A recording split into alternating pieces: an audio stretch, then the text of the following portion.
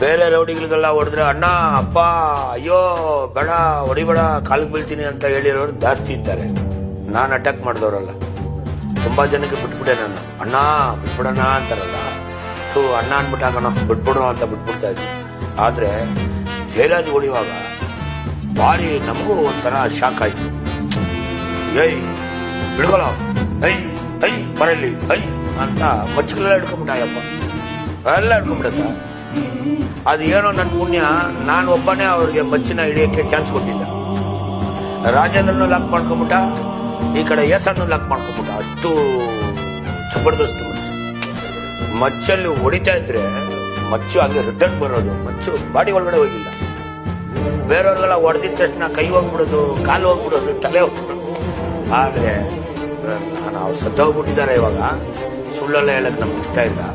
ಆದ್ರೆ ಒಳ್ಳೆ ಪಡ್ತಾರೋ ತಾರೀಖ್ ಮಾಡ್ಬೋದು.